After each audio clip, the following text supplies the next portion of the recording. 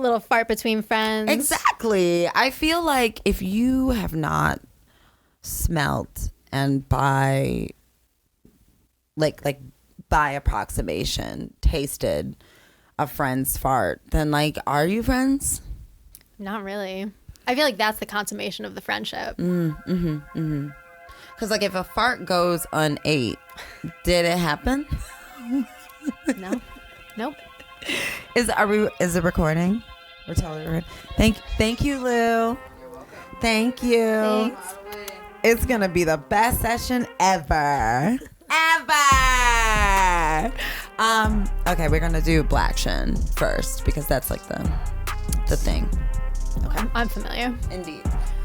3, 2, 1. Blaction. Oh. I gotta put the mic down. That was nice. Yeah, that felt really strong. It felt like a church clap. I felt somewhat connected to the ancestors with that one. Yeah. Because there was like some cuppage, but not like a lot. Enough to really make it effective. Yeah. Indeed. It was good. Look at these two. If you're not on Patreon, you can't necessarily see them. You'll see them in, previews and whatnot. But let's just go ahead and introduce my family. Hi. Hi. Hello. Welcome back. Or if this is your first time, welcome here to The Hard R's, a podcast ran by me, Asia Mock. Indeed. I have with me today, I don't want to say the crown jewel because that's like colonized, but really it's this is a person who, if you've listened to this podcast, needs no introduction. But if you have not, is like my wife, is like my soulmate. Yeah. And I know people really use that term, like, but it just has been rocking. The hits have cometh, and they have not stopped cometh. Since day one. Truly, everybody, give it up for the one, the only, Chaely. Shatia. So happy to be here. Yeah, so happy you're here, nigga. And listen, Chaely has brought their brand spanking new baby, which is so eerily. Hey, everyone, this babe is eerily a combination of both dogs. Yeah, I'm glad that you mentioned for the people listening along that it's a dog. It is a dog. Yes, indeed. I have never. Yeah, I was really like, everyone was hanging on to the end of this. What is it? So quiet. Yeah, it's just like a gimp in a box or something. No, it's literally just Freddie. It's my new boy Freddie. Yeah, and he is the perfect combination of my two OG beautiful old dogs who left us last year. RIP. Rest in power to both. Indeed. Ham. Yep. And fucking Z. Yeah. All right, like real niggas to the end. Light skin, dark skin. You know what I'm saying? Like, because there were two Shih Tzus. One was, I had a gray. I had a beige. And it was giving light skin, dark skin. It was giving very different personalities. Yeah, it was giving. It doesn't matter if you're black or white. Yeah. You know what I mean? Yeah. Which is very much like, I think your. Well, first, that's not your personal belief system, but Chaely's down, nigga. We would not be. Oh, I'm sorry. Freddie's like, I'm sorry, Freddie. I be yelling. Thank you for the introduction. I'm gonna go take a break now. We wouldn't be here if Chaely wasn't down. Yeah, no, we keep a diverse family. Indeed we do. Yep. This is Chaely's second time on the podcast. For those of you who heard the first time, we made it all the way through an entire episode, and by the end came to the realization that we never talked about one of our greatest unions of all time. The pee-pee poop. I'm sorry, let me say it right. The pee-pee poo-poo man. Yeah, wow. Which sounds silly on its surface. It does. like most pee pee and poo poo things, it's all tea. But it is so fucking serious. Yeah. Oh, bye, Freddie. You'll be back. He might be doing some pee pee poo poo. I feel like maybe he is doing, or maybe he's just gonna go to sleep or something. I don't know. Now that the studio is like a studio, and there's like very clear indications that like this space is, there's a door here. That this is sound. We are recording now. He's actually just looking at himself in the mirror, America. Flex. You better flex, Fred. I love that. I just love you. I just love you so much. So the pee pee poo poo man sounds like a game, but then we have science to back it. Oh yeah, this is a theory we've been working on for years. This is years now. At least 4, 5. It might be 5. I mean, we are going into 2023 like in 3 weeks. Holy shit. Time really do just be marching on. She really do. Unabashedly. She does not give a fuck about your feelings. She doesn't give a fuck about like your inability to cope with the fact that time is changing. She's just like, hey, by the way, girls, 2023. You know who else doesn't give a fuck? Who's that? The pee pee poo poo man. That's absolutely right. Science has indicated somewhere in science that the first thing, one of the first cell developments in your embryonic stage is a mouth hole and a booty hole. Yeah, you pretty much are just a tube with a in and an out. Right, and like gel around it, essentially, right? Like it's not like sentient. Yeah, you start as an asshole. You start as a mouth hole and you end as an asshole. And from womb to tomb, America, right? Because if you start like that and then like when you die, you shit yourself. I think collectively we all know that. Yeah. If you I think don't, that's accepted fact. now you do, right? Point. It's the great release. There's like a death rattle and like like your breath, and then you shit, right? And what we concluded was that the pee pee poo poo man is the one who visits you. Yeah, they say like, the consistent things in life are like death and taxes, yes. But really, it's shit. Really, it's the pee pee poo poo man, like a specter who follows you. Yeah, through your entire existence. Yeah, for sure. I think like we have this idea of the specter of death, right? Yep. Robe, synth, bones, a cold breeze. I literally have the Grim Reaper on my arm as a tattoo. So like symbolically in this culture we understand. But what about the other what about the other brother? And it's like, now that we've identified this, and really the way we came to identify this was by noticing how frequently we can actually see. Like when it's like God, when you look, you will find it. Indeed. If you did not listen to the first episode, I think we got into this a little bit, but I wasn't looking for piss. I was actually looking to use the bathroom. Yeah. And so were you. Yeah. It was very early in the morning. Like 4 a.m. At an airport, at Detroit Airport. Okay. And there's no reason. Like the factors that it was so early in the morning and like who's empty airport. Empty. And we walked into the bathroom. I feel like we were waiting for Starbucks to open, actually. Yep. Walked to the bathroom and came upon a pool of sea. piss. An ocean. It really was a lot. It was more because the thing, you know what, and let's talk about what defines that. So if you've been at the Detroit airport, I mean, really any airport. Okay, like you walk in, sometimes there's only like one set of stalls, sometimes there's two. You can break away, you can go to one side or you can go to the other, right? Probably a dozen on either side. All right. Like aisle. We walk to the right, just chatting, laughing, and both.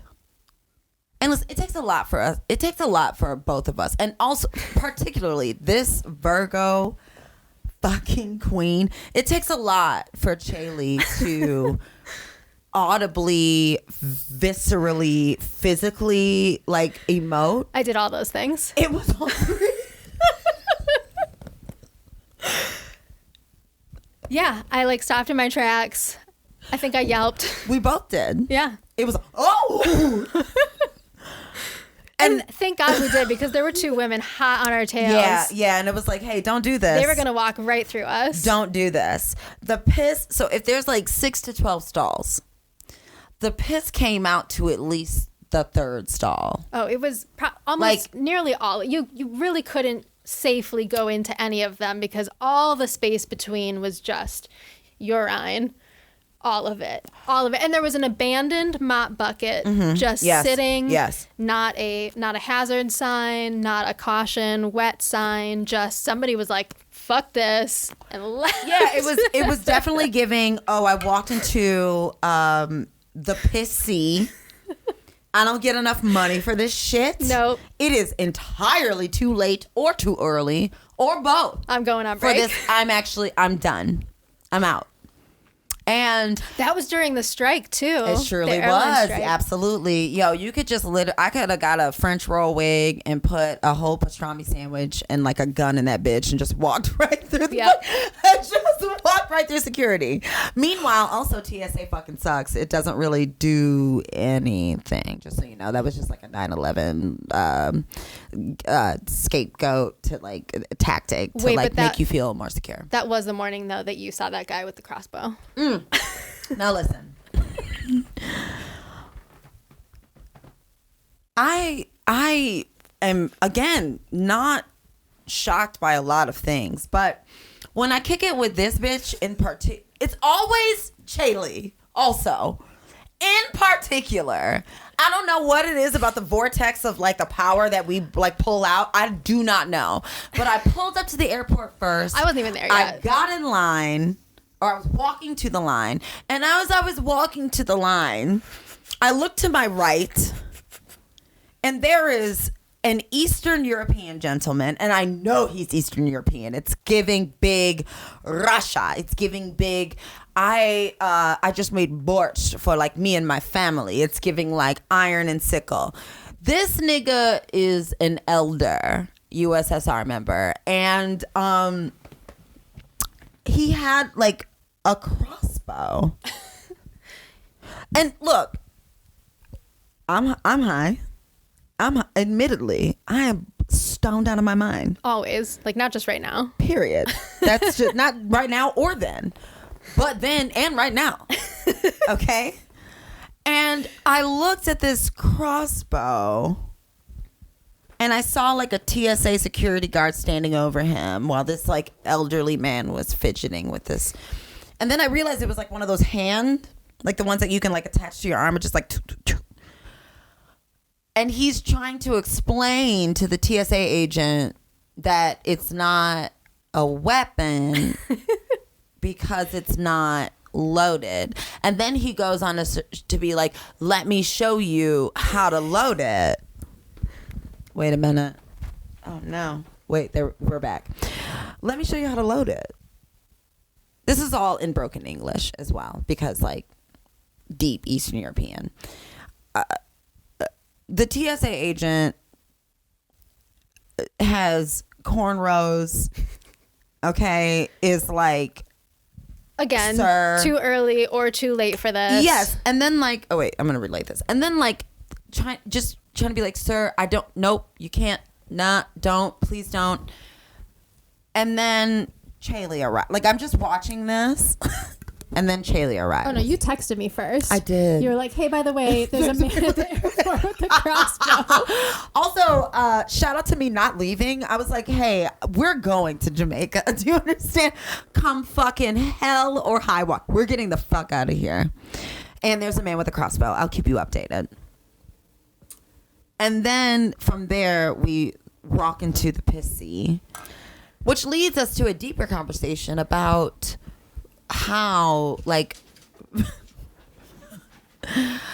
don't you do it. Freddie just found a cat. And Freddie also like loves cats, and my cats don't really understand. Like they're like, dog. What He's like, fuck yeah, let's play. He comes from a trailer park, you know. He does. Oh, bless him. He's uncouth. 2 trailer park dogs go around the outside. So yeah, the pee pee poo poo man is really an extension of this larger conversation around the alpha and the omega of our lives, the beginning and the end. Yep. The fragility, the shitidity. And I want to also say that because earlier I was like, should it be pee pee poo poo person? Sure. But I think man is better because sometimes when you got to shit, it's the most inconvenient, horrible experience. Well, and then until that took you us move it through, and I feel like that's my experience with men. Yeah, mostly. Yeah, and that sort of like was outlined throughout the rest of our trip. It was, as we kept encountering him in those inconvenient locations. That bathroom at the end of the trip, that roadside bar. I was going to say, remember that bathroom? Was that the end or the beginning? I feel like that was the beginning of the trip. We stopped by the roadside bar. Yes, because we pull in. There's the handmade sign from our dear concierge / house husband, Michael. I think it was his name. Andrew. It was Andrew. Fuck it. Chaely, God damn it. God damn it. Annie and Andrew.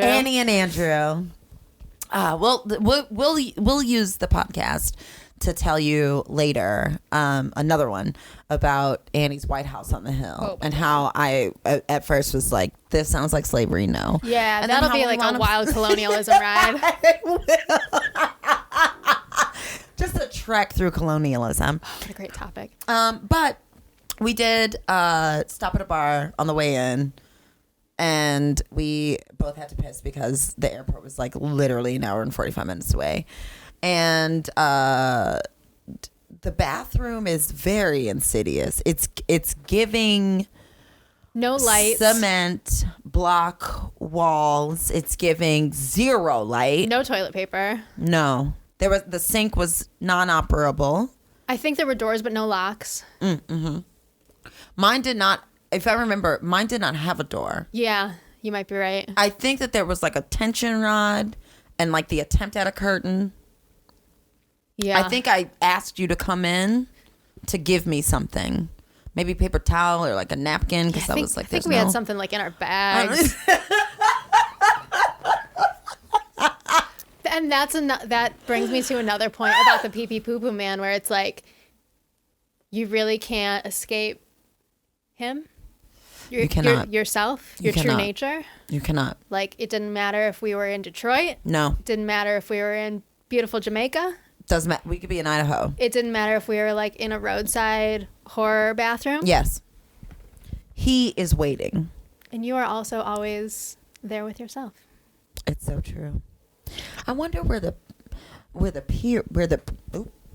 it's really me. I feel like I gotta get a new cord, but I have other. Anyway, the period. Where does that come in? Because in my experience, when I had a uterus and was having periods, the poo-poo man. Oh, yeah. Gnarly. I'm unsure as to exactly why the poo is the worst poo of all poos during your period, but I feel like they link up. I feel like the period monster, Pamela, will call or something to that effect, and the P4 come together in a horrible and harmonious union. Yeah. For roughly 3 to 5 days. Some people longer, obviously. And that union is very bizarre. It's toxic for sure. I wonder if they got married in the gooch. Like that. That's like, you know what I mean? Yeah. There's gotta be, like, that's the union point. Yeah, it's the altar. Absolutely. Oh my God. Yeah. It makes so much sense. Don't you dare. There's just like a little like Simba. It's like feces, like blood. This is Bacterial vaginitis. gotta sprinkle a little boric acid on it.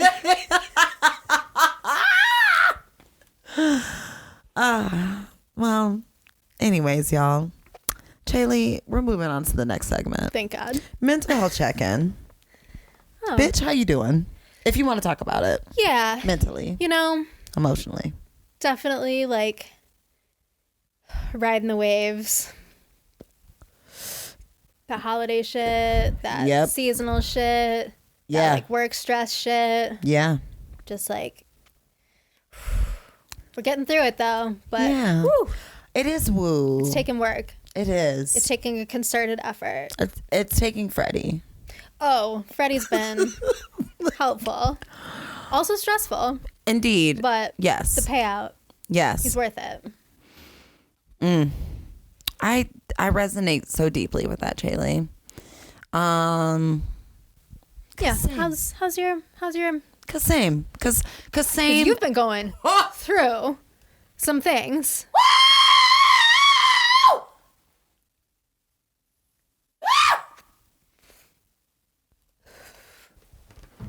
Pretty like gracefully, I have to say. And from my perspective. Thank you. As a person who has known me for quite a long time and witnessed all of my... Well, I've witnessed.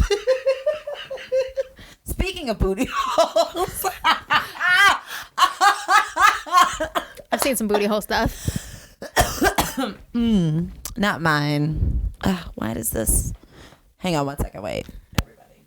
Can you still hear me in your side? I can hear you cutting in and out. Same. Everybody wait. Everyone wait just for a moment. I'm going to try a thing. Right. Oh. Okay. I like that. Thank you. I'm just trying electronic things, you know. Personally, I'm going through a lot. It has been a hard few weeks and months. Speaking of putting in work. Like work towards your mental health. And like the end result in me advocating for myself and my mental health paid off. And I'm processing that because I'm not used to that. Or rather, my trauma, my particular childhood and like youthful traumas have like triggered me in such a way where when I advocate for myself, I don't really believe anything's going to happen. Sure, that makes total sense. And then shit's actually happening. And I'm still processing the misogynoir, people's responses, and also like the weight of my power and being able to advocate for myself and show other people how to do that. It's been a lot. It's also been wild. I kicked it with my mom last night. Riley had a choir concert. I gotta send you. It was so cute. Just the whole middle school beat bopping. Just adorable. But I'm like sitting next to my mom and just very aware. I'm like, oh my God, you actually have ADHD too, and you have no idea. Yeah, it's wild. No idea. Like the more our generation gets in touch with like our mental health diagnoses, healing, like it really becomes apparent that the prior generations are like fucked up in like a lot of the same ways. Yes. And they have no idea. Yes. And they don't want to know.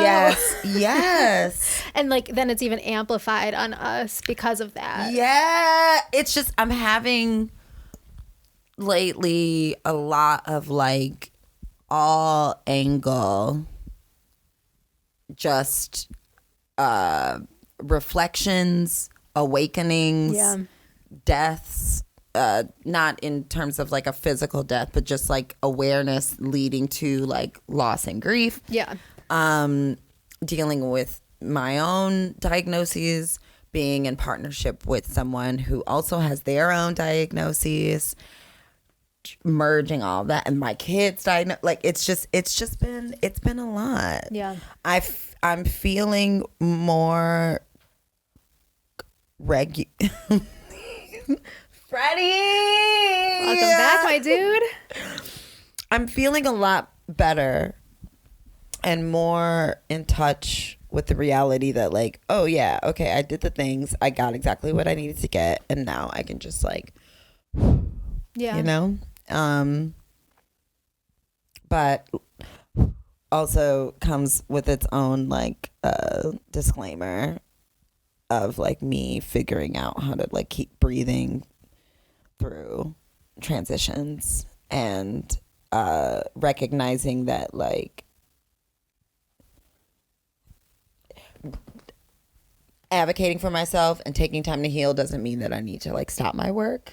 I actually like the doing the work never stops. Exactly. So like you have to find a way to like continue to always do that. Yes. And like live everything your life. else. Like, exactly. It all happens together. Exactly. Forever. Forever. Oh my God, pooping back and forth. You poop it back and forth forever. You're good, you're bad, you heal again. Like exactly. And I think that's like also a big misconception where it's like, I go to therapy and then I'm better. Yeah, like, no, you don't go to therapy to like get better. non-linear. You go to therapy to get tools that you're gonna have to use over and over again forever as you evolve. And I think my brain is just coming into the terms of what a big mind fuck that is. Yeah. And also like how incredibly powerful that is well, to and be also able to be to like, recognize I'm that. gonna keep living. Yeah. So like I have to I choose joy. keep I doing choose this life. shit and finding ways through it. Yeah. Taking on challenges. And like what's funny is like so Chaely brought me some really cute stickers that says like joy is, what is it? I think it says choosing joy is my rebellion. Yeah, like I say that a lot. I tell people to snatch joy, and like I don't mean like the colonized like lollipop fucking like licking like American version of joy. Like when I say joy, I mean like figuring out how to navigate this life, figuring like allowing yourself giving yourself the tools and the time to develop those tools so that you can feel peace when you move through situations, even triggering ones. Yeah.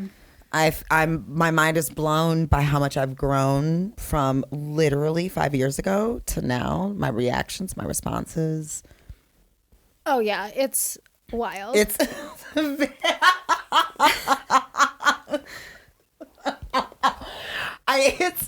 and like tell the truth. Like we are gonna talk about it here, okay? We're gonna talk about it.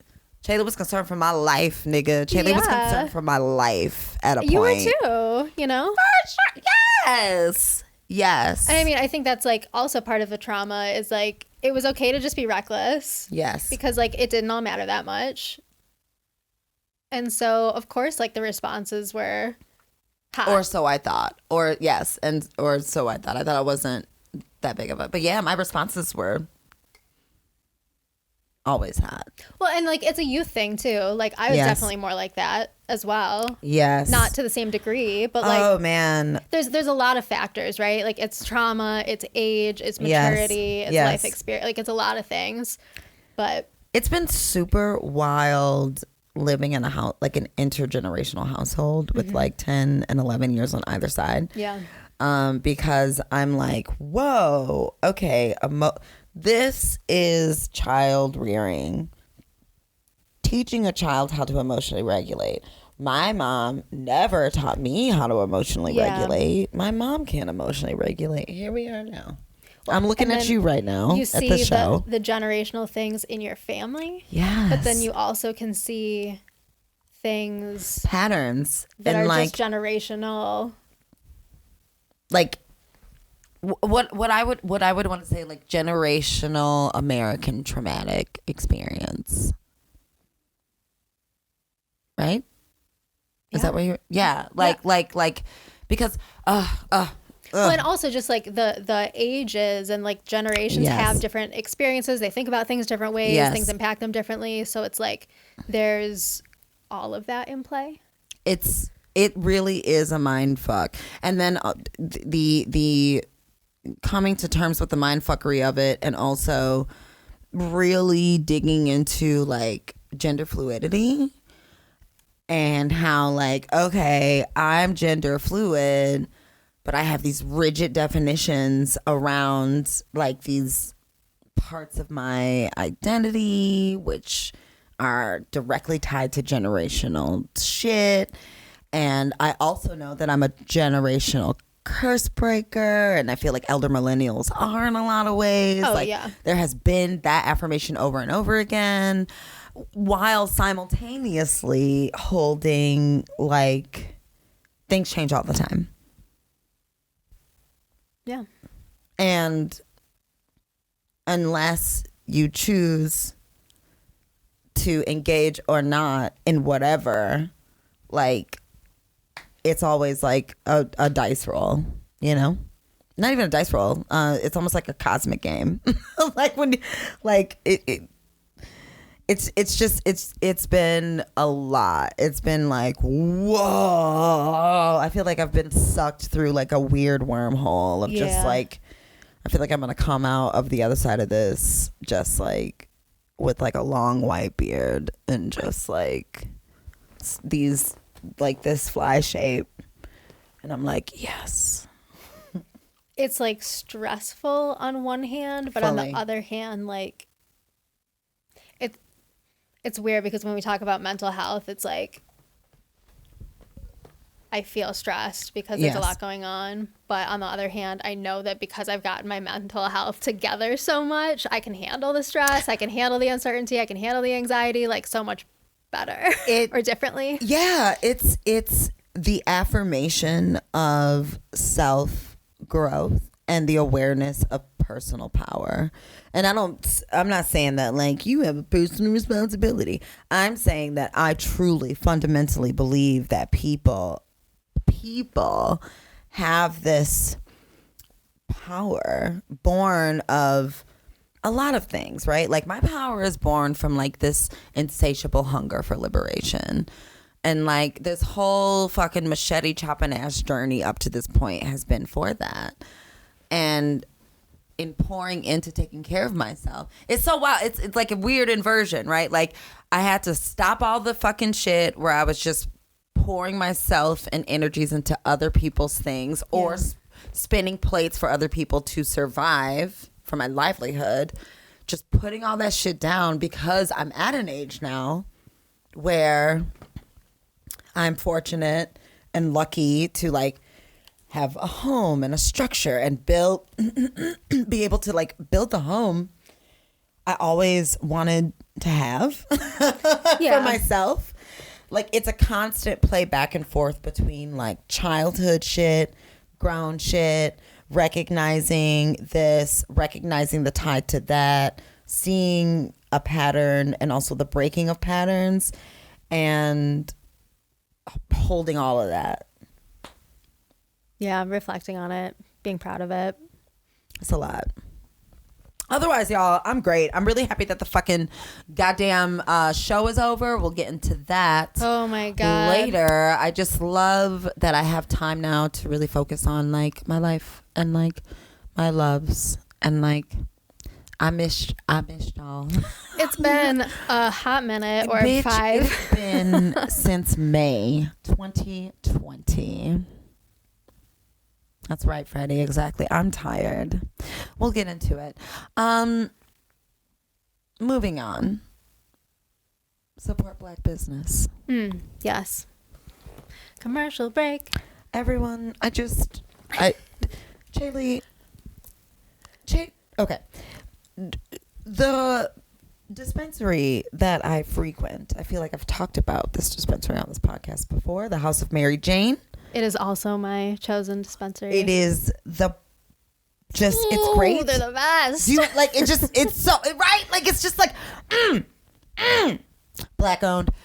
Basically, some alleged criminal activity Whatever occurred. They had to shut down from October to November. Yeah, it was a sad time. And they had to pay this like $75,000 fine. Whatever. Meanwhile, back at the ranch, the niggas is open again. I'm so thrilled. Do you? I ran the day that they were closing. I ran up there and I dropped a bunch of cash and I was just like, fill me up because I don't want to have to go anywhere else. And I just stocked. Yeah. I stocked up. I was like, I need 30 days. Yeah. Fill me up. I had waited thinking also, hey, listen, America, Detroit's it's a wild boy.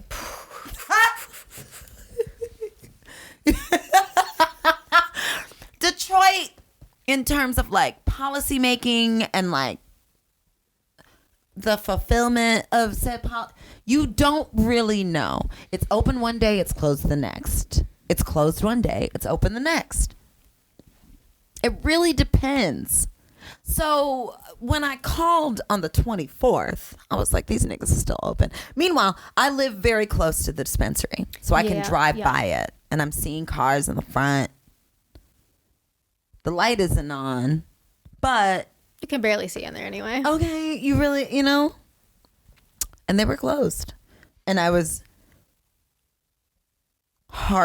it was I think I sent you a text message when I found out they were closing. Yes. And I said, this is a fucking tragedy. Yes.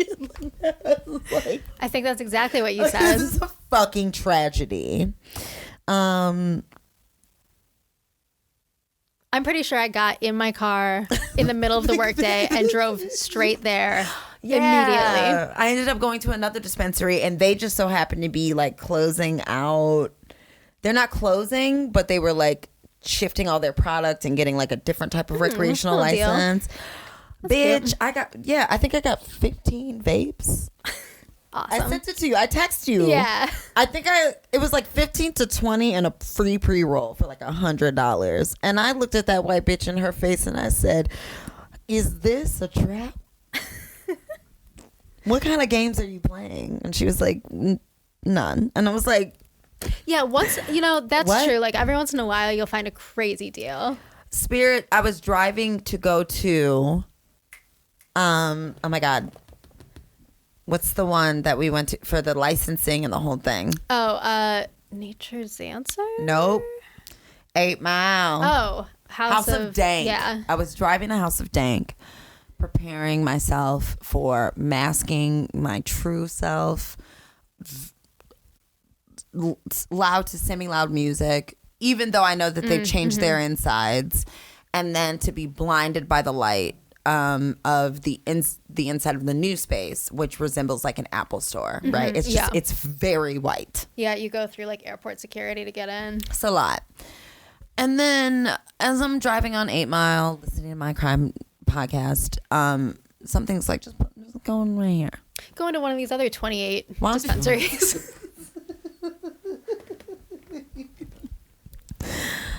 And I said, yes, Lord. And then I met maybe Amy, maybe not. Either way, shout out to you. You did the thing. So yes, stocked up. And then we had our homegrown, so I was like smoking that. Yeah. But anyway, yes, back to black business. Jesus Christ. The House of Mary Jane. They're just so great. Okay. Literally, they're on the Service Drive and 7 Mile. Yep. In Detroit, Michigan. Here's what I like about it. Tell us. It's tiny, yes, so you never have like a waiting room of 35 people and you got to sit and take a number and shit like that. Nope. Their selection is not massive, so you don't go in already stoned and go like, and get overwhelmed, which happens to me a lot at some of these other places. I was going to say, already stoned and mentally ill. Like I was saying, driving to House of Dank, I have to prepare my particular mental illness. Yeah, there's like too much ADHD going on. Yeah, it's giving Amazon. I need like 4 things to choose from. I need like 4 That's it. Vapes. Give me the vapes. I need like 4 edibles. They brought in live resin vapes. Yep. Love those. You have them in the nice, like it's in a separate little box. You know what else I like is all their brands are Michigan brands. Bam. All of them. Bam. Most of them are Detroit brands. Yes. Every single one. Black owned. Shout out Ray. Every single person who works there is great. Every single one. Kind. Ray is going to be on this podcast. Fantastic. Just you wait. She always asks about you too. Every time she's like, where's like your wife? She always asks me about you. Yeah, because Obviously.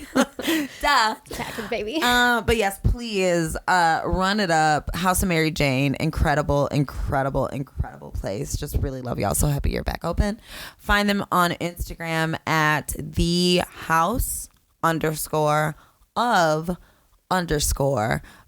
Jane. Oh my God, I have to say one more thing. Please. That I love about them. Yes. Their security guard at the door always opens the door and watches me walk to the car and get in. Every single time. Every single time. Every single time. I fucking love that. Yeah. Yeah. It's just storefront type vibes. Like you're like, is this it? And then you roll in and you're like, wow, it always smells good in there. I've never had a bad smell experience. Their wall was actually chalked by Sheafy McFly. Yeah. Detroit artist and regular around the ways. It's big Detroit energy. But we love it. Yep. Wow, we still have 53 minutes. I love it. So good. Next segment. Dumb bitch juice. Let's go. Freddie's like, yes. Yeah, Freddie just like, wait, yes. First of all, again, if you just get on the Patreon so you can see this. Freddie is the mood. Do you understand? Just like Chaely, it really is a dynamic duo, and I'm just so fucking excited. And he has IBS, and I do too, and we're both working through our trauma with that. You know what I'm saying? Gut issues are a thing, but then we found the best mom, wife. We all understand each other's people. We get it. And we can be open about it and he's understanding, and it's fine. He's one of the girls. Yes. Fully. A bird. This dog. Okay, so Dumb Bitch Juice, if you are not familiar, if you've never listened to this, it's a little different than what it used to be, but not really. Essentially, we take a topic, a person, a place, a thing, an idea. Dumb Bitch Juice. A dumb bitch usually is really, it's molecular. Mm-hmm. Okay, and that can be applied to several different settings. And then we just drag it for a hot minute. Person, place, thing, animal, mineral, vegetable. Absolutely. Anything could be a dumb bitch, really. Fully. Speaking of animals, let's put a pin in that and remind me to come back to that at the end of this. Ooh.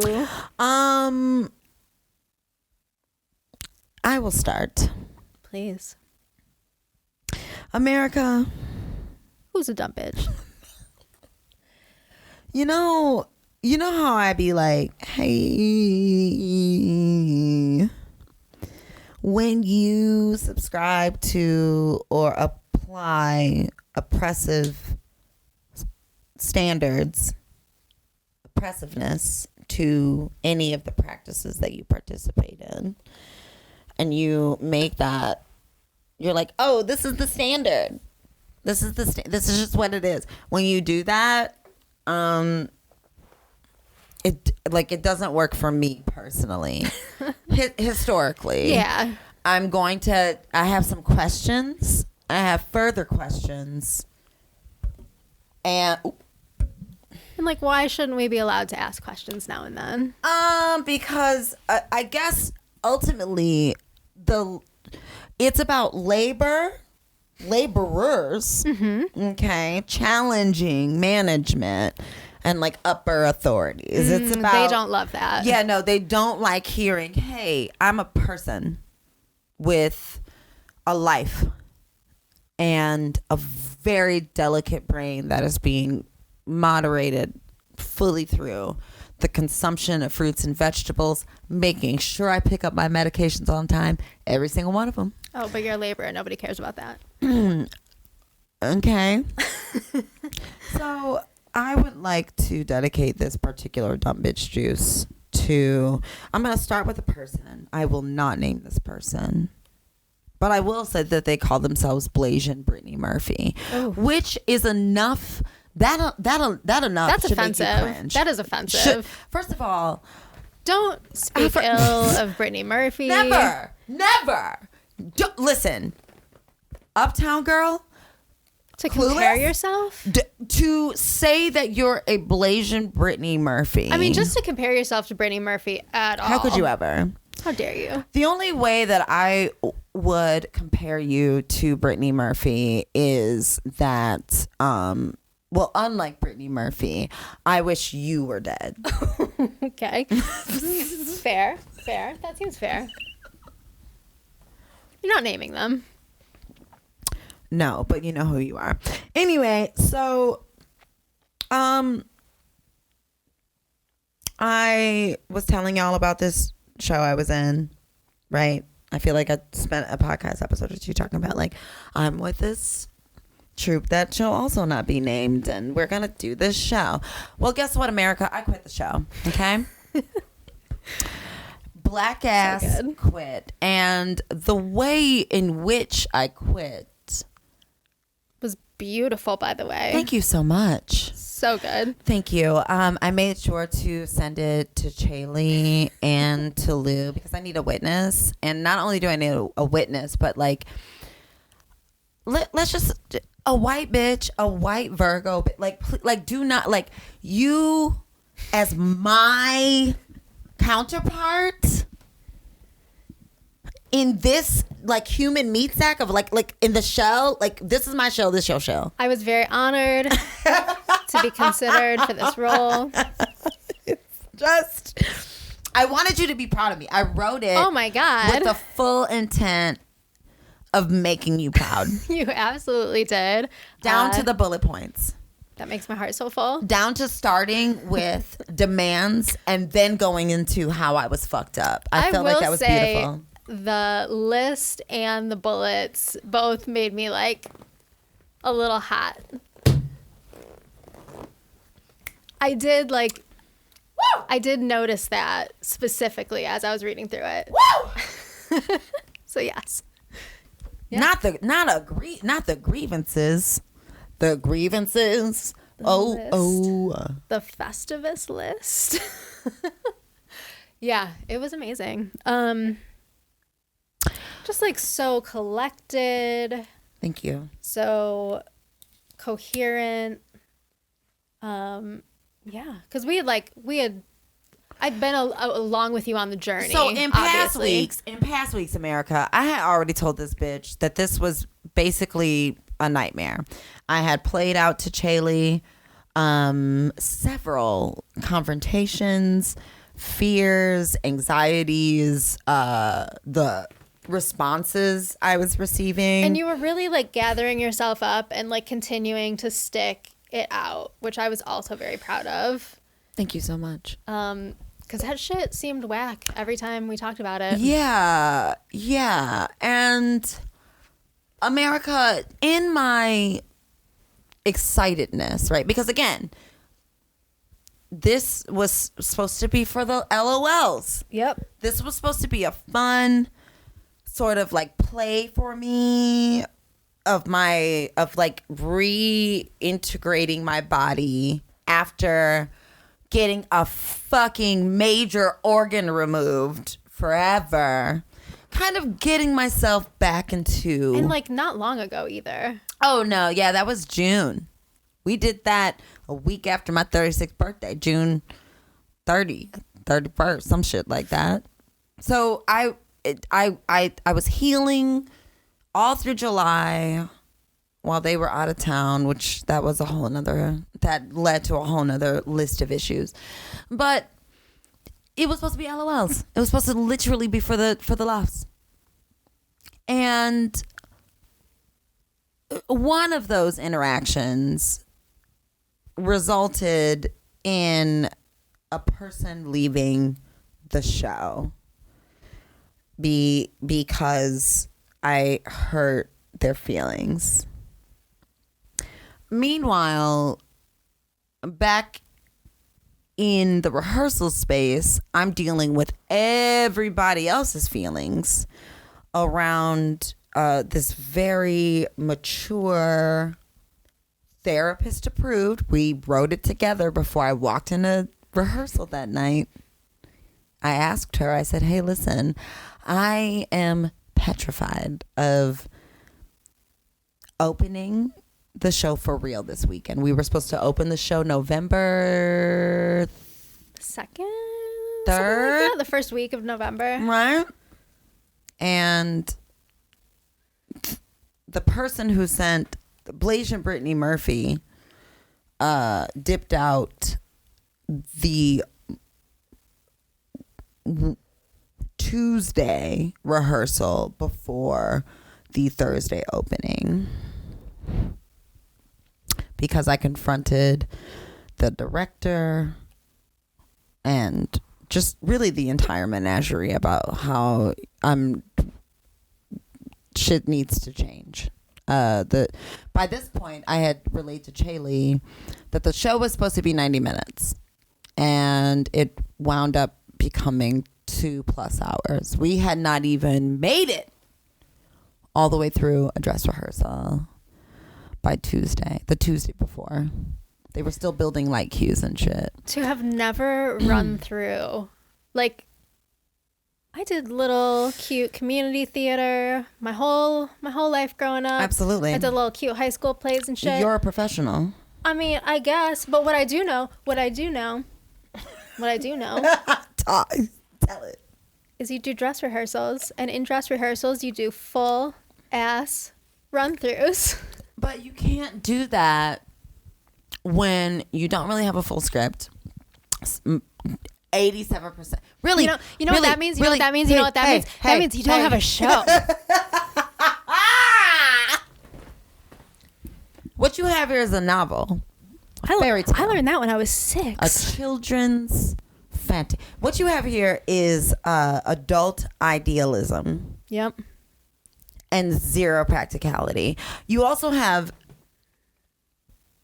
adults who this is their profession. They're professionals. They went to school for this. They are professionals. And They're a troupe. They do this together. They have indoctrinated within themselves and push onto other people this belief that this very chaotic, this is the way of doing things. This is how things are done. Neurosis. This is how things are done. Absolutely neurotic, chaotic. Do it like this.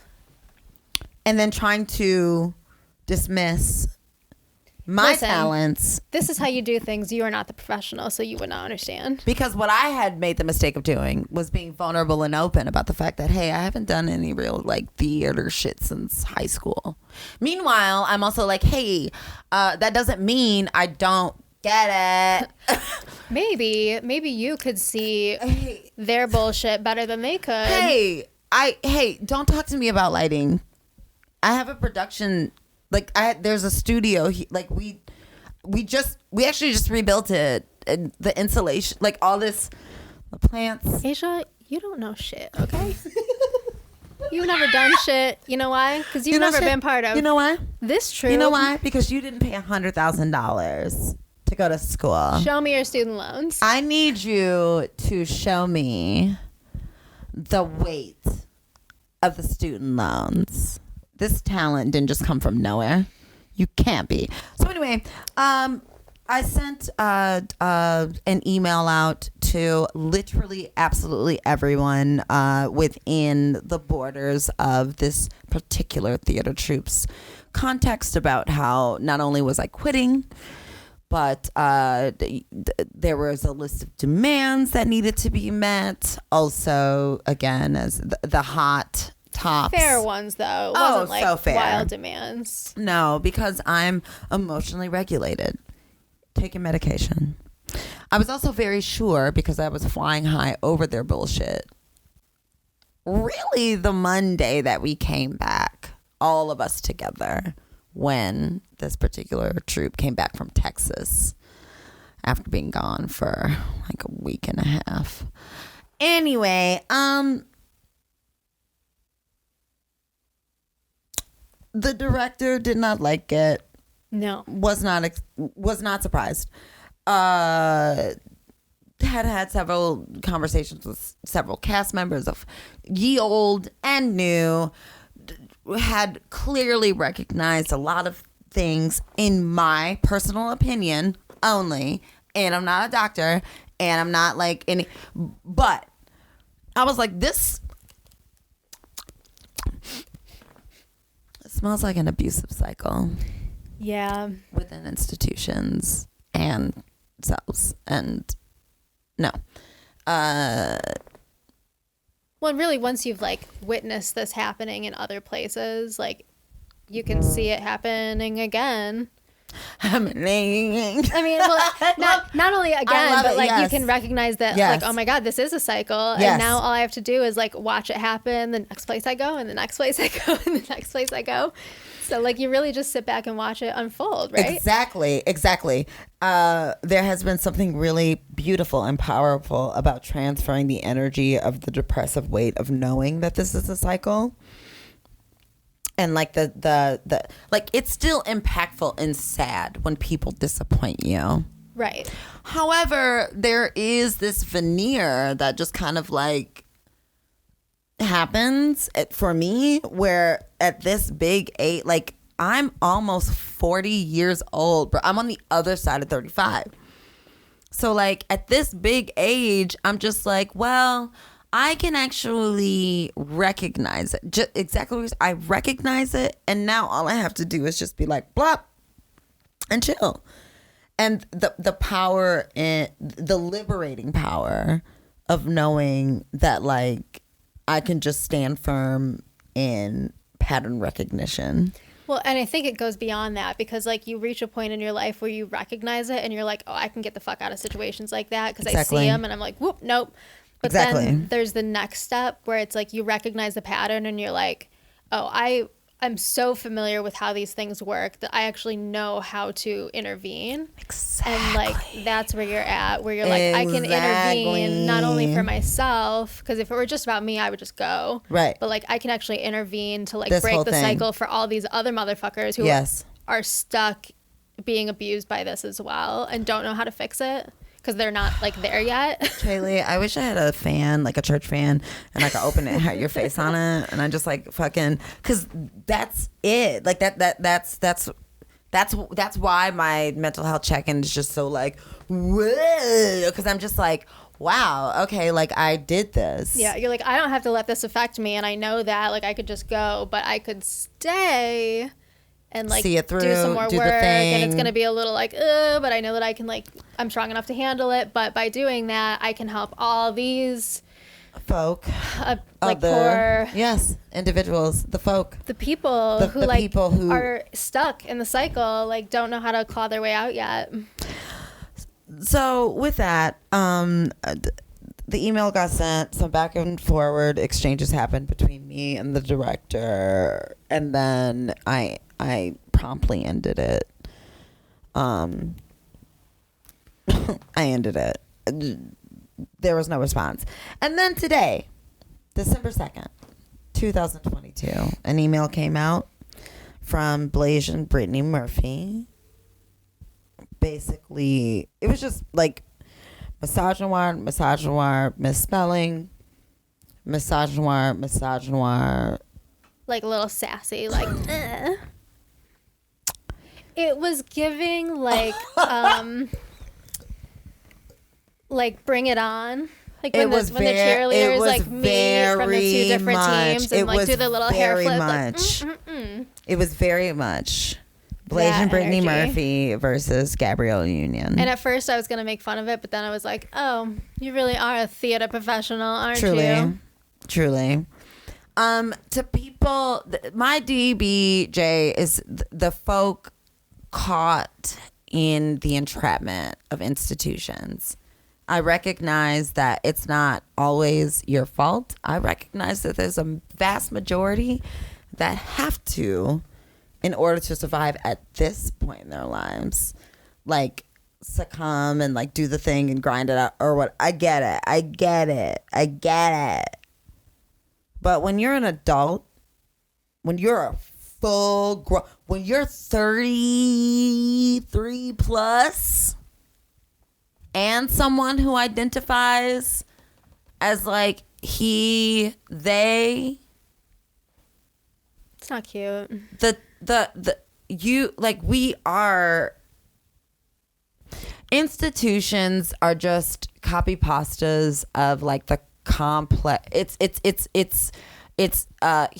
white European scientists human attempt at trying to give language to like the cosmic chaos and simultaneously like wild divine alignment that just happens in the human experience, in my personal opinion.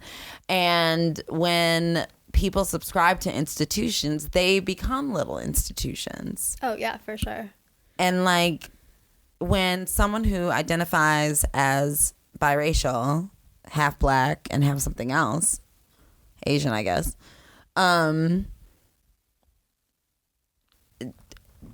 uses violence to truly attack a black femme identifying like non-binary person, whatever labels, but really to attack a black woman. Like every single institution that is profit-based is built to do that. So like, why are you doing it too? Yeah, it was really unnecessary. And like faking and pretending it's like LOLs. It's not. So yeah, that led me quitting, leaving,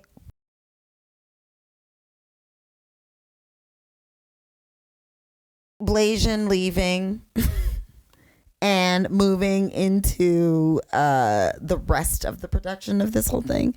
I had to quit. Yeah. Because that person was merely the tip of the iceberg. Oh yeah. Of the chaos. There was so much. So much.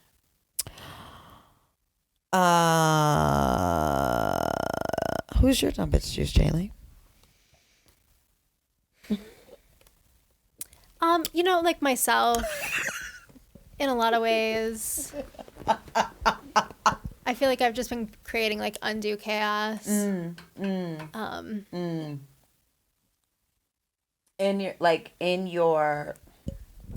your head, in your heart, in your orifices, like in your workplace, in your home. Yeah, like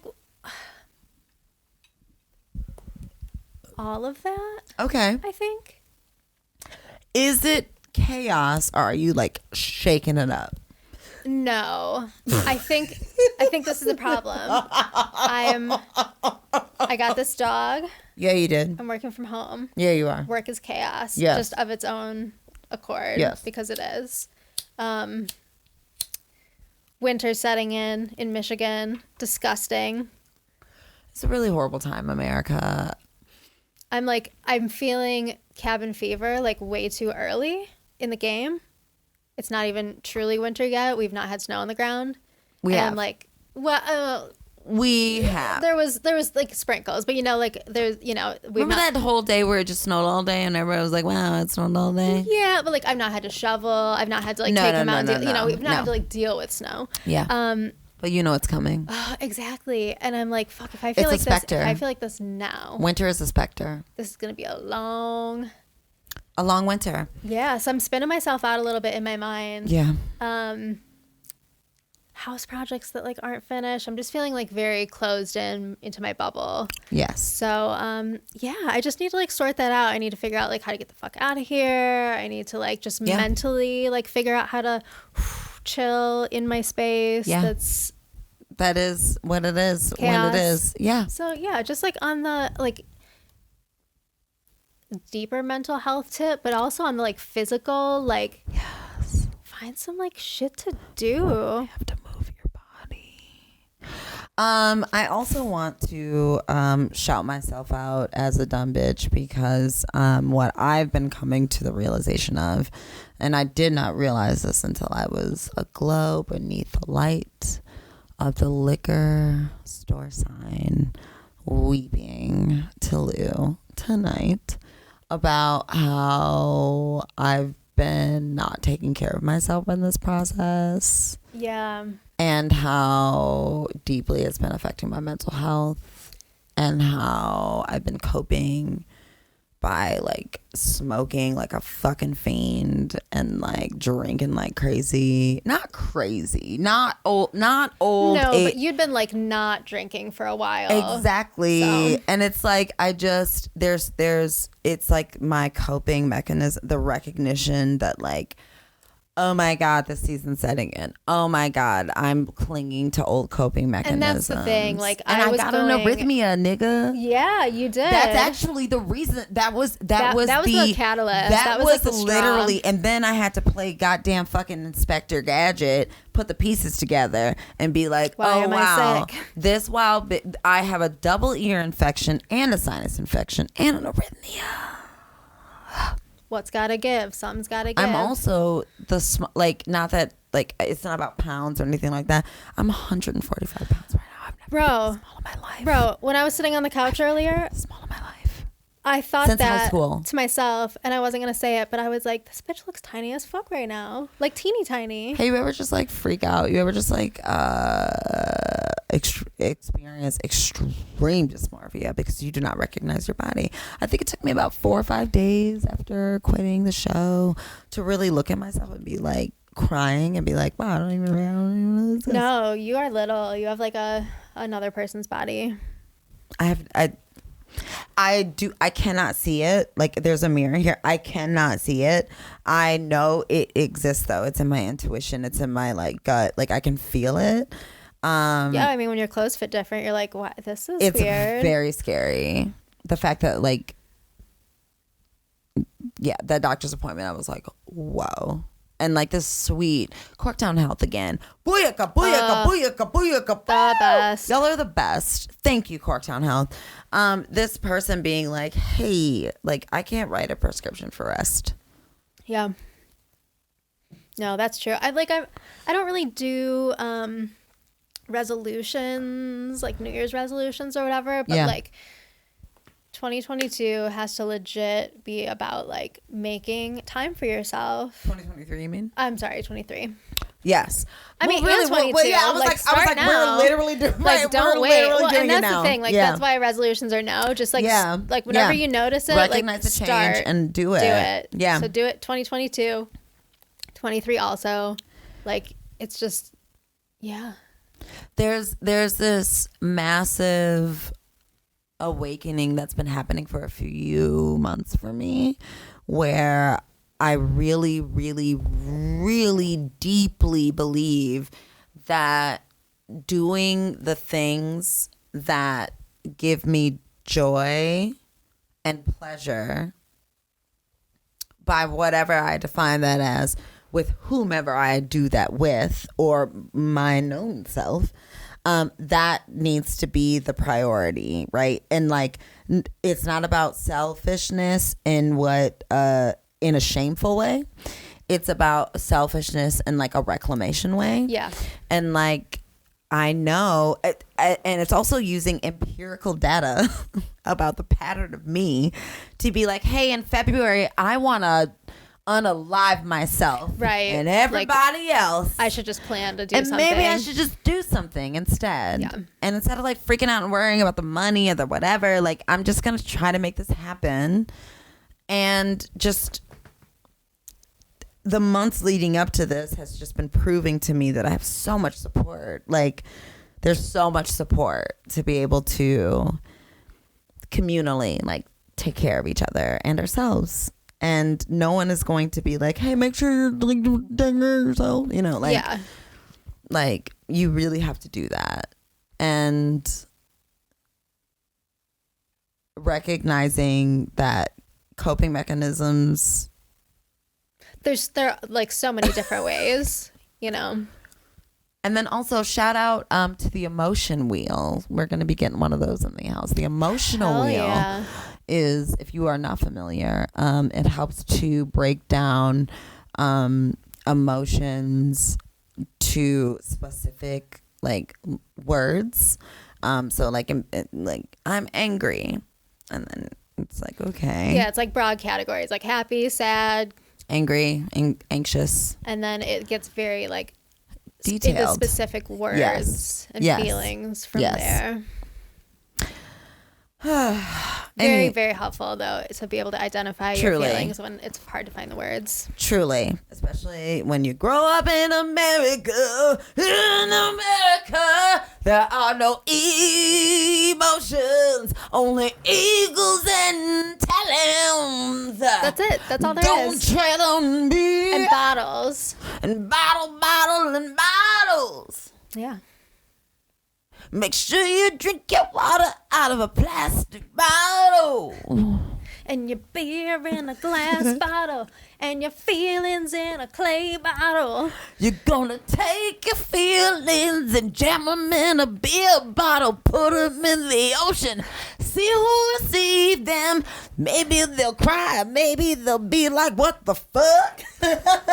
This is clearly American. Yeah, it's totally normal. All right. Topic of the day, because we literally have 23 minutes left. Okay. Chaely, institutions suck. Yeah, fuck them boys. The ones on the inside, the ones on the outside, the ones on the north, west, east, and south side. To the window, to the wall. To the window, to the wall, Yeah. to the oppression drip down my balls. Yeah, it does. It really does. The females do crawl because we have to make our way through, army crawl our way through the oppression. Yeah. That's just sticky to the floor.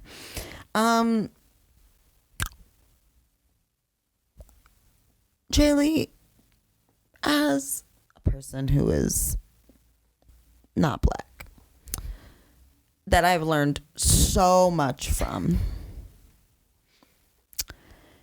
and continue to learn from and continue to watch you learn and grow Indeed, and yeah. evolve. One of the core parts of us is this like hatred of institutions. We know we got to do it Yeah, you play the game. because it's capitalism. That's part of it. It's deeply like the design was to make it a deeply insidiously integral part of our everyday lives. That's how you make money. You have to suck every person dry. All of us. Everybody. Okay. Whence in your particular life of events, which are many and incredible, many and incredible, did you feel the need to begin challenging institutions? Oh boy. I don't know if this is the beginning. In fact, it probably isn't. But I have a specific story that I like to tell Yes. because I feel like it was one that I feel like I'm about to scream. no, but I feel like it impacted me in such a way that like I remember that one, or like that one stands out to me as being the one that like I was doing it intentionally. Like it gave me the strength to do it again in other settings. Yes. When like if it had happened in the past, which I believe that it did, just because of like the way my upbringing was. Sure. It didn't like register at the time. Sure, of course. Yeah. As what it was. You know. There's Oprah would call it an aha moment. Yeah. It's that like only it's looking that sticking only moment. looking back upon it did I realize that it was significant. But this is the one where I was like, there it is. So I was in 5th grade. I've probably spoken to you about my 5th grade teacher many times. He was fantastic. Yes. We like still keep in touch. Wonderful person. Which is so sweet. Hey, guys, there are those Listen, I know we live in a putrid fucking cesspool, terrible goddamn world, but let me tell you about wholesomeness and how it saved me. Yeah. Okay. He was queer. Just like, you know, I grew up in like a real conservative town, and like to have that sort of relationship there was really special for me. And he was also my first male teacher. Like, there were other male teachers in the two schools that I had been to, and like I was excited to have one, and I finally did. So like he was just very special to me. Can I ask, was he like out and queer? Or was it just like giving like? No, he was. Love it. And like we knew that he had like been married and had kids, and that they divorced, and then he was out. Like, we knew the whole tale. The entire right. Yep. Which was also like not significant to me at the time, but then looking back on it as I grew up, I was like, oh damn, like that wasn't really a thing in my community, because like my family was very like wild and whatever, but like the community wasn't. And that's also something that I didn't realize, because like in my family, like in my bubble, so many things were normalized, and it wasn't until I grew up that I realized like how much it wasn't around me. Which is why, again, the sparkle. I love you, Mr. Sparkle. But anyway, so this teacher was very special to me. I just like was very lucky to have like cool teachers in this horrible, horrible place that I lived. And I was like very protected in that way, so that was cool. But yeah, he made me feel safe. And I remember one day we used to go out in the hallway before class with the 4th grade class next to us, and we would say the Pledge of Allegiance because there was a flag between our 2 rooms. Yes. And I walked up to him one day. I don't remember what the catalyst was for this. And I said real quietly, like, is it okay if I don't say the pledge? Because I don't want to say... in God we trust. Yeah, like What? The God, indivisible. Yeah, nobody has time for that. And I said, I don't believe in God, so I don't want to say it. You basically rolled up to this queer man and you said, this isn't for me. You said, this isn't what I want to see. Yeah, not just like, can I not say it? But I said, I don't believe in God, so I don't want to say that part. Oh my God, a little baby atheist. A little Chaely atheist. I love it. Yeah. I love it. And he 5th grade. And not only that, but he was like, that is fine. And he told me that I should stand in like the back of the bunch so that I like didn't have to like move my lips or say anything, and that nobody would ask me about it. And he said, if anybody does ask, tell them to come ask me. But nobody ever did, because he recommended, he didn't tell me I had to, but recommended that I stand out of the way and just like not make it a thing. And it never became a thing. So that was just my like moment of like, I don't know what's gonna happen. Like I trusted him, but also like, no, you you're don't at know. school. Like, this is your fucking teacher. Like, first of all, also like, I've already said, okay. And like I was 10. I was the little bittiest. I was literally the smallest kid in my class. Listen, I love my child, and like, kids, you're great. But I've said, fuck these kids. Yeah. Growing up in a conservative town. Very much like Riley too, just like kind of meek and like small. And but like, also still like very much like. I wore combat boots too, though. Exactly. So I could kick the boys. It's giving exactly. That's exactly like there's so much with that, and the beauty of being able to kind of like dive into the pool of like, okay, I know I'm safe, but I don't really know what's gonna happen. And like, this is the school telling you have to do this, but like, I'm just gonna see what the worst thing he can do is say no, or like call my mom, and my mom's gonna be like, I don't want her to say the pledge either, you know? Exactly. But yeah, I was like, I'm just gonna try like, challenge the system and see what happens. And shout out to him. Shout out to Mr. D. Mr. D, you fucking king, you queen, you everything in between. Yep. Being the person, I didn't grow up recognizing that adults had the ability to emotionally regulate in such a way where they would become the shield. I've been moving through the trauma, unpacking the trauma of like, oh man, no, adults really use kids. Well, and that's in the this thing. really horrible way, constantly, emotionally and otherwise. And to have an adult influence Yeah. at an early age, be like, tell him to come to me. Like, this is like this is not, I'm not telling you to do this. I'm recommending the solution. We'll see what happens. Well, and like that was his response, but then I also think about like what he like did to make me feel safe and like trust him. Like there had to be things before that. And I think about like, I mean, besides just like being a warm, like kind of loving sort of person and teacher, I remember a time when he told us, when you talk about emotional regulation, there was a time when he told us that he had been teaching for like a long time, like since the 70s and like I think the early 70s. And he told us that back when he first started teaching, they were allowed to paddle kids to punish them still. Yes. I got spankings in school. Yeah, and they could use like a wooden paddle back in those days. And he said that he did it like once and it made him and the kid both very emotional. Yep. And he was like, I swore I would never do it again. Corporal punishment is not the way. It's not the way. Even though it was like kind of mandated by the school that Fully. Was the way you punished the response. Yes. the kids. And that he went to the school and said, I'm not doing that anymore. And they were like, cool. You can still wear your cardigans and like come in.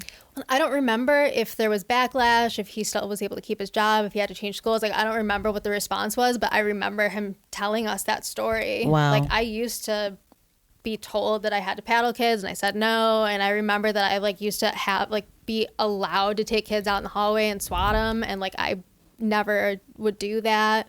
And at the time, again, I didn't connect those things, but then you think about like, what did this man do to build that trust in me that made me want to challenge the system via him? And then I remember now, grown up, that like he told us this time that he challenged the system. Yeah. Yes.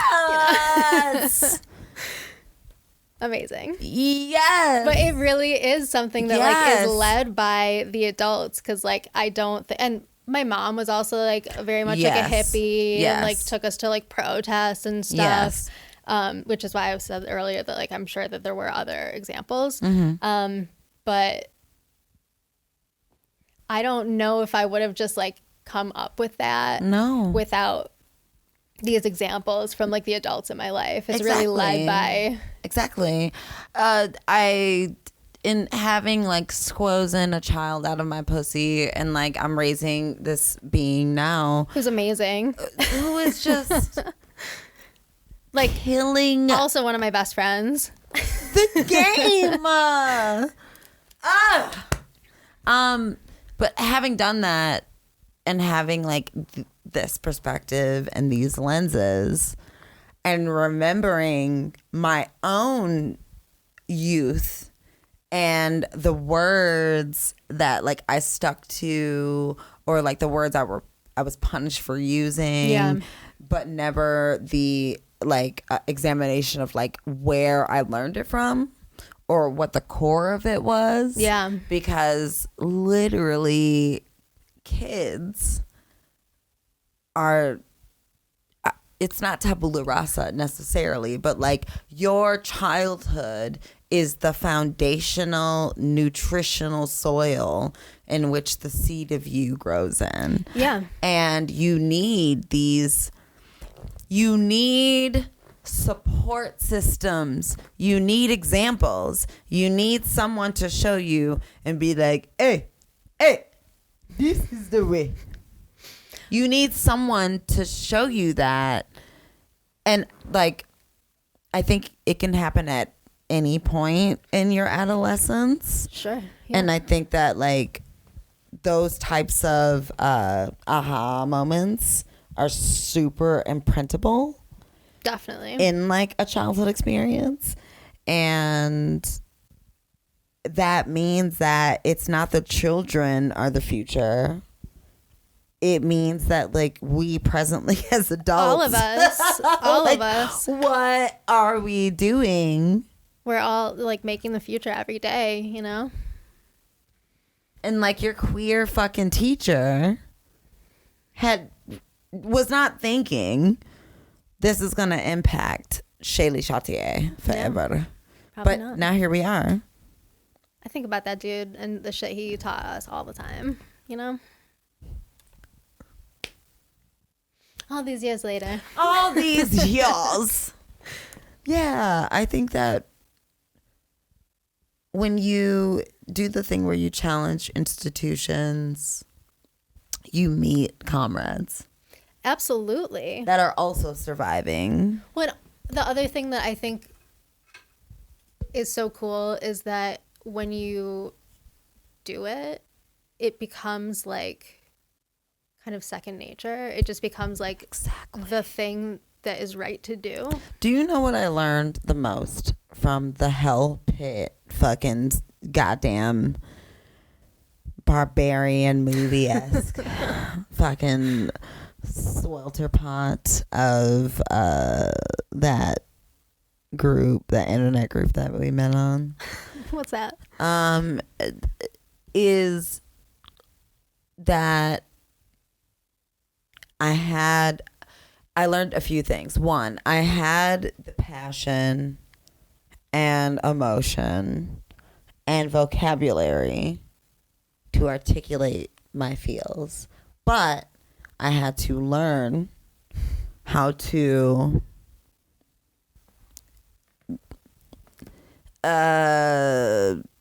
laser beam them. Yeah. Not into like a direct kill laser beam, but like with the awareness that like I have a laser beam. Yeah. Yeah. Like I could turn this on myself with a mirror, an accident, if I'm not being strategic, like if I blow my own brains out, like I could do that. How do I harness this power? Absolutely. And it was through repetition. It was through practice it was through perfect. And yeah, okay, listen. Yeah, maybe I got kicked off of Facebook. Yeah, I did. I mean, some of that was bullshit though. It was, well, you know, I had to explain to someone recently. They were like, "Why'd you get kicked off Facebook?" And I was like, they were like, "How? What was the defining thing?" And I was like, "Well, at the end, they basically gave me like a Spotify Wrapped of like all the grievances that were like." I mean, that is kind of nice though. I looked upon it with. You did some good work. I looked upon it with awe, horror, and amusement, little pride, and so much pride. Ancestors were. It was like Black Panther. But this is the Black Panther. And he's like, whoa. Yeah. But then I also you just took that laser beam and like sprayed it around. Murder.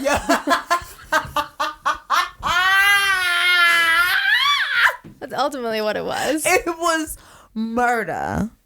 Okay. There was a lot of hurt feelings. There were some, I mean, yeah, there were a lot of hurt feelings. Those were hurt feelings. There was a lot of things that like deep in the night in the annals of my Merlot-induced rant via Gene Sherman's bungalow stay.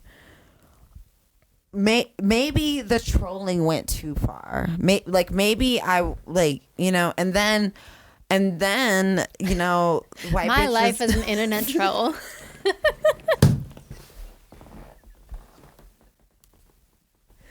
As a liberationist fronted troll.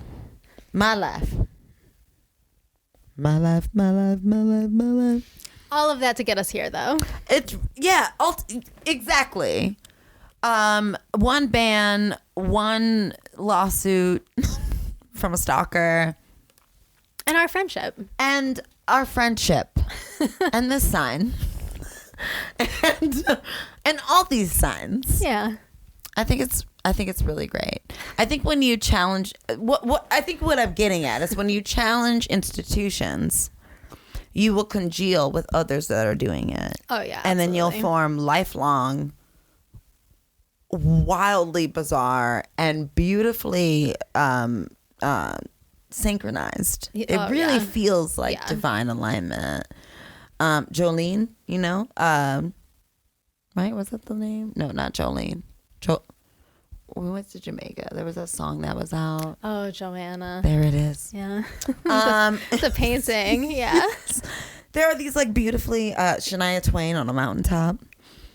A crab claw serving a joint. Coming together. The horse bracelet. The horse.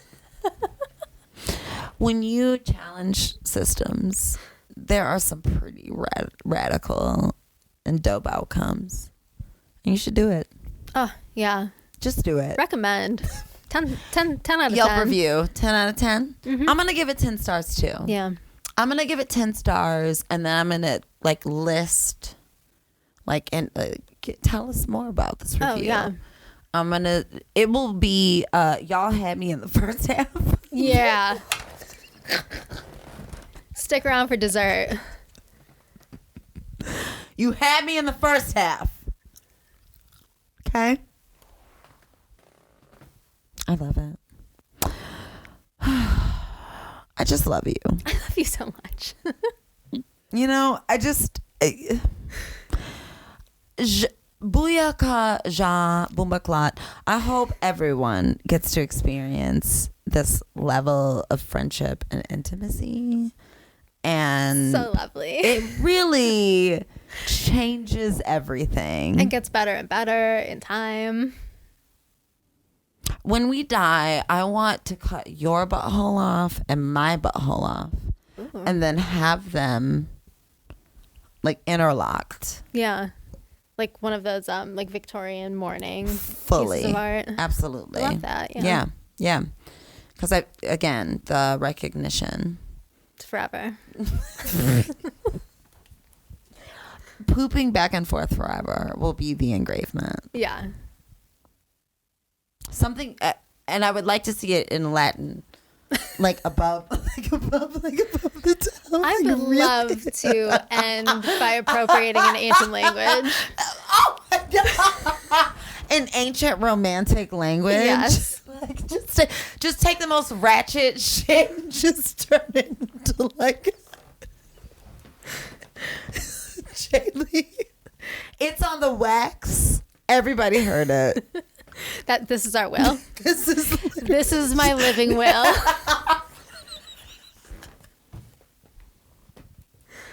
Cool. Glad we got that down. Okay. How many minutes? We have 2 minutes and 30 seconds left. We've been doing great. At us go. We're going to end this particular production with what is known as the outro. Okay. Mm-hmm. Don't follow Chaely. Ever. I mean, you can, but it's, you can find me. I'm just private. Find it.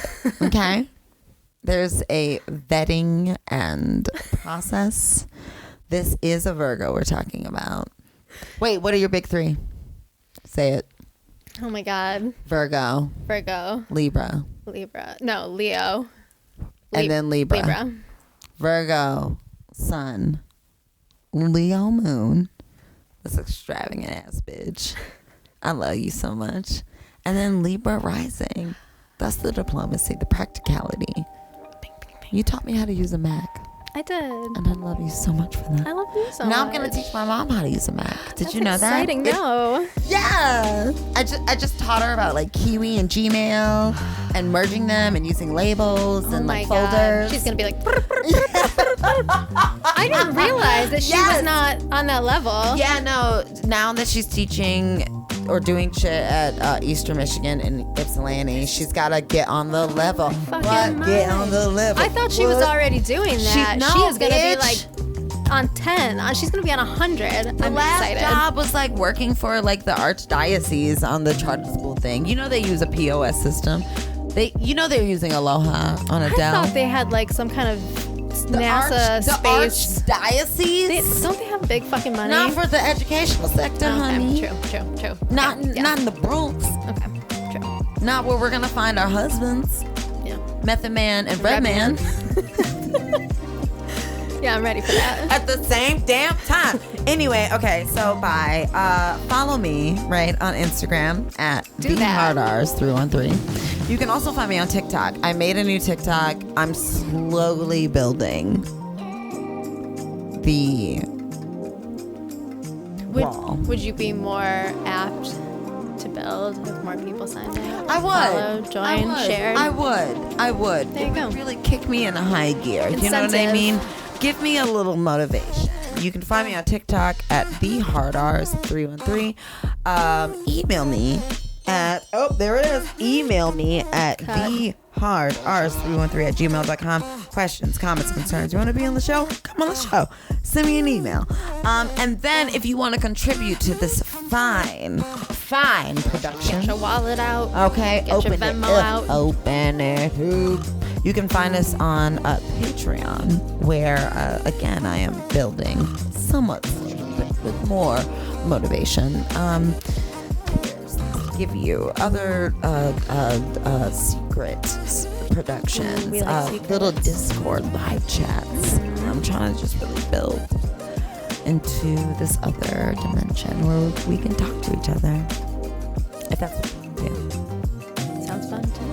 I think so. I know I'm like kind of scary, but I'm fun.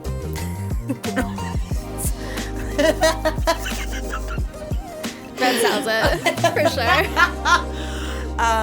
We'll catch you later. Bye. Have the best wherever you're having.